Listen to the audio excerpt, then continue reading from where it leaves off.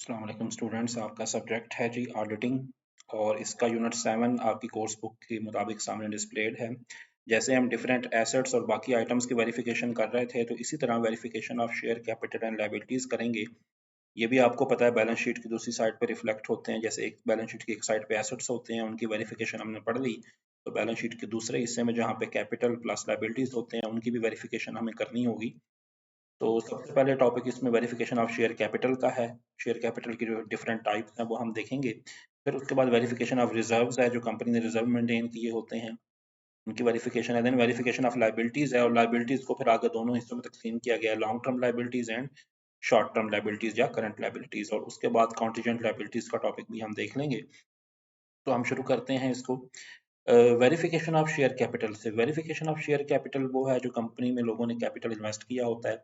अब इसमें हमने वेरीफाई करना होता है कि जो अमाउंट रिसीव हुई है उसके मुतलका और जो शेयर्स इशू हुए हैं उससे मुतलका सपोर्टिंग डॉक्यूमेंट्स मौजूद हैं। ये देखना कि सारी ट्रांजैक्शंस प्रॉपर्ली रिकॉर्ड की गई थी। ये देखना कि मुतलका लेजर्स और सब्सिडरी अकाउंट्स में चीज़ें सही रिकॉर्ड की गई हैं। अब इसमें स्टेप्स कौन से इन्वॉल्व हैं? स्टेप्स इन्वॉल्व की अगर हम बात करें कैसे हम ये काम करेंगे, सबसे पहले अथोराइज शेयर कैपिटल और मेमोरेंडम ऑफ एसोसिएशन और आर्टिकल्स ऑफ एसोसिएशन जो एक कंपनी का होता है उसके हिसाब से देखेंगे कि कितने शेयर्स इशू किए गए, किस तरह इशू किए गए, क्या पर शेयर प्राइस थी और नंबर्स ऑफ सब्सक्राइबर कितने हैं।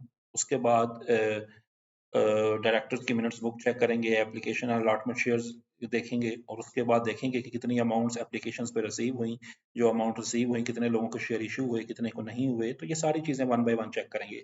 ये जो लेंथी लिस्ट दी हुई है इसमें से अगर आप 10 पॉइंट भी कर लें पेपर पॉइंट ऑफ व्यू से तो वो काफ़ी होते हैं। वैसे रीडिंग कंप्लीट कर लिया करें।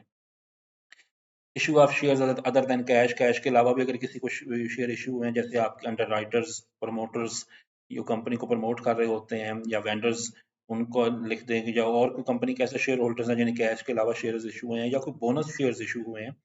बोनस शेयर्स का मतलब ये होता है कि जिन लोगों के पास पहले शेयर्स हैं उनको मजीद आप 5-5 या 10-10 शेयर दे देते हैं, या कोई और कितनी भी अमाउंट के शेयर्स हैं उनके पर देखना कि कितने लोगों को इशू किए गए हैं और किसकी ऑथराइजेशन से इशू किए गए हैं, तादाद कितनी है। और फिर ये देखना कि क्या वो प्रॉपरली रिकॉर्ड में एंटर हुए हैं और क्या कंपनीज एक्ट 2017 जो अब लेटेस्ट लाए उसके मुताबिक इशू किए गए हैं। इस तरह issue of shares at premium.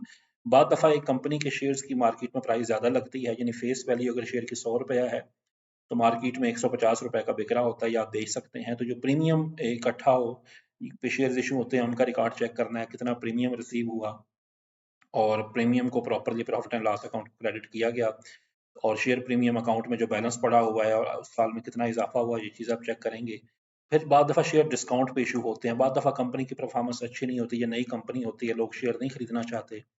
तो उस सूरत में आप देखते हैं कि कितने शेयर डिस्काउंट पे इशू किए गए, डिस्काउंट की अमाउंट क्या थी और मैक्सिमम डिस्काउंट कितनी दी गई, और शेयर डिस्काउंट अकाउंट में अमाउंट कितनी आई, और टोटल अमाउंट आपने कैपिटल के तौर पे कितनी इशू की।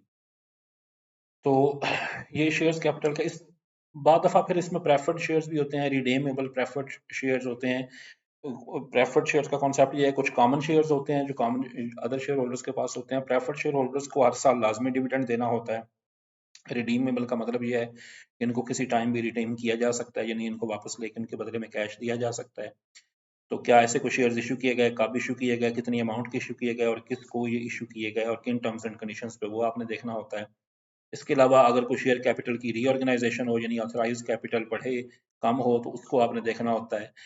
Similarly reduction in share capital भी बहुत दफा हो सकती है, कंपनी अपना कैपिटल रिड्यूस कर सकती है, तो कितना कैपिटल रिड्यूस किया और उसमें क्या तरीकाकार फॉलो किया गया, उसके सारे डॉक्यूमेंट्स आपने एग्जामिन करने होते हैं। सेकेंडली जो शेयर कैपिटल के हवाले से आपने देखना होता है वो शेयर ट्रांसफर का ऑडिट करना होता है। जितने शेयर्स एक साल में ट्रांसफर हुए आपने उसमें रेलेवेंट मेमोरेंडम ऑफ एसोसिएशन और आर्टिकल्स ऑफ एसोसिएशन वगैरह चेक करने होते हैं। शेयर ट्रांसफर रजिस्टर में एंट्रीज चेक करनी होती हैं, कितनी हुई, कितने लोगों ने शेयर ट्रांसफर की एप्लीकेशन दी, कितनी अप्रूव हुई और पर्टिकुलर्स में क्या दर्ज किया गया और सपोर्टिंग डॉक्यूमेंट्स क्या कहते हैं, और इसकी बेस पे आप अपने कैलकुलेशंस भी चेक करते हैं और फिर ट्रांसफर फीस वगैरह और ये चीज़ें भी आप चेक करते हैं। तो ये तो पहला हिस्सा हो गया कि आपने जो कंपनी का शेयर कैपिटल उसे कैसे देखना है। अगर रिजर्व्स की हम बात करें, रिजर्व को कैसे वेरीफाई करना है। रिजर्व का मतलब तो आपको पता है कि प्रॉफिट का वो हिस्सा जो अनफोर्सीन सर्कमस्टांसेस के लिए कंपनी में रखा जाता है उसे रिजर्व कहते हैं। तो रिजर्व्स के हवाले से जो ऑडिट प्रोविजंस होती हैं वो ये है कि सबसे पहले तो आप ये देखेंगे रिजर्व किस मकसद के लिए बनाया गया था, उसका लास्ट ईयर ओपनिंग बैलेंस क्या था, इस साल कितनी अमाउंट उसमें ट्रांसफर हुई और कंपनी की किन मीटिंग्स के हवाले से उसमें अमाउंट ट्रांसफर हुई और क्या कोई सीक्रेट रिजर्व तो मेंटेन नहीं किया जा। अच्छा, अब शेयर कैपिटल के हवाले से स्टेप्स पूरे हुए तो अब हम नेक्स्ट स्टेप पे चलते हैं जो वेरिफिकेशन ऑफ लाइबिलिटीज है। लाइबिलिटीज वेरीफाई करते हुए हमने ये देखना होता है कि जिन लोगों की हमने पैसे अदा करने हैं या जो लाइबिलिटी के तौर पे दर्ज हैं, क्या उनके सपोर्टिंग वाउचर्स और बाकी चीजें मौजूद हैं और क्या सारी लाइबिलिटीज को रिकॉर्ड किया गया है। अब इसमें स्टेप्स कौन से होते हैं जब आपने लाइबिलिटीज को चेक करना है, देखना ये होता है कि आपने सारे क्रेडिटर्स से डॉक्यूमेंट्स वगैरह लेके सारी इंफॉर्मेशन दर्ज कर ली है, कोई मिसिंग तो नहीं है या कोई ऐसी लोन मॉर्टगेज यानी आपने अपने एसेट मॉर्टगेज करके लोन वगैरह लिया हो या अदर इस तरह की अमाउंट्स हो तो उनको देखना है। अच्छा, लाइबिलिटीज में सबसे पहले फिर लॉन्ग टर्म लाइबिलिटीज देखी जाती हैं। लॉन्ग टर्म लाइबिलिटीज में सबसे पहली होती है डिबेंचर्स, जिनको वी शेयर की तरह ही होते हैं, लेकिन इनको जो लोग खरीदते हैं और आप कंपनी को पैसे देते हैं उनको डिविडेंड के बजाय इंटरेस्ट मिलता है एट ए स्पेसिफाइड रेट। तो हमने इसमें देखना होता है कि कितने डिबेंचर्स इशू किए गए कंपनी के आर्टिकल्स और मेमोरेंडम के मुताबिक, उसमें लोगों ने कितना इन्वेस्ट किया, रेट ऑफ इंटरेस्ट क्या था, कितने लोगों को पेमेंट हुई। तो ये सारे डिवेंचर्स के हवाले से पॉइंट आपने देखने होते हैं। इस तरह अगर आप बैंक लोन वगैरह लें तो वेरिफिकेशन ऑफ लोन्स में आपने देखना होता है कि लोन्स की अप्रूवल किसने दी डायरेक्टर्स की मीटिंग में, उसके अलावा लोन्स की टर्म्स एंड कंडीशन, इंटरेस्ट कितना पे किया, लोन का क्लोजिंग बैलेंस वगैरह क्या है। तो ये लॉन्ग टर्म लाइबिलिटीज के हवाले से है। अगर हम करंट लाइबिलिटीज के हवाले से बात करें, करंट लाइबिलिटीज में आपको पता है आपके क्रेडिटर्स या वो लाइबिलिटीज आती हैं जो इस साल एक साल के अंदर पे करनी है, उसमें आप उससे मुतल्लिका डॉक्यूमेंट्स देखते हैं, उन क्रेडिटर से आप कंफर्मेशन ले सकते हैं, उन्हें लेटर लिख सकते हैं कि इस कंपनी ने आपके कितने पैसे देने हैं। तो इस तरह आप सारी इनवाइसेस को देख सकते हैं, टर्म्स एंड कंडीशंस को देख सकते हैं। बिल्स पेएबल पहला आइटम होता है करंट लाइबिलिटीज के अंदर, वो आप देख सकते हैं। वेरिफिकेशन ऑफ क्रेडिटर्स आप कर सकते हैं, उसके डिफरेंट वेज हैं। आप शेड्यूल ऑफ क्रेडिटर्स ऑब्टेन कर लें कि कितने कितने डिफरेंट सप्लायर्स हैं जिनसे आपने उधार लिया हुआ है, रकम उधार की क्या है, किन टर्म्स एंड कंडीशंस पे लिया है और उस पे आप कोई फाइन या कोई अमाउंट आपने पे तो नहीं की। इस तरह अनक्लेम डिविडेंड्स होते हैं आपके पास पड़े हुए, अगर कुछ लोगों ने अभी तक अपने डिविडेंड रिसीव नहीं किए तो वो कितने हैं।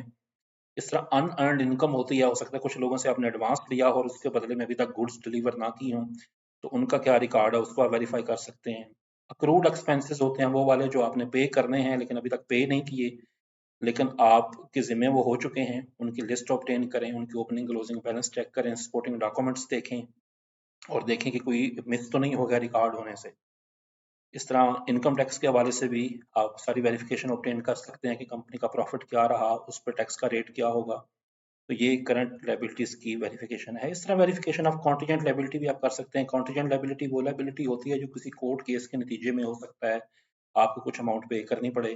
तो ऐसे सारे अमाउंट्स के लिए आप तफसीलात तलब करते हैं और कोर्ट केसेस के हवाले से देखते हैं और उस पर राय देखते हैं कि कोई अमाउंट आपने पे तो नहीं करनी या इस साल पे कर दे तो नहीं दी। तो उस हवाले से आप फिर रिकॉर्डिंग कर लेते हैं और अगर कोई कमिटमेंट की हो कैपिटल एक्सपेंडिचर के हवाले से तो उस पे भी आप लॉन्ग टर्म कमिटमेंट को रिकॉर्ड कर सकते हैं। तो ये आपका यूनिट था जी। इसके सारे पॉइंट्स को अच्छी तरह रीड आउट करें। जहाँ पे लेंथी लिस्ट दी होती हैं उसमें बेशक 8-10 point paper point of view से कर लें, अदरवाइज ये कंप्लीट टॉपिक करें अच्छी तरह। और अब आपके 7 यूनिट्स कंप्लीट हो गए हैं, इंशाल्लाह 8 और 9 यूनिट कंप्लीट करें आप, तो इस तरह आपकी ये सारे कोर्स की तैयारी हो जाएगी।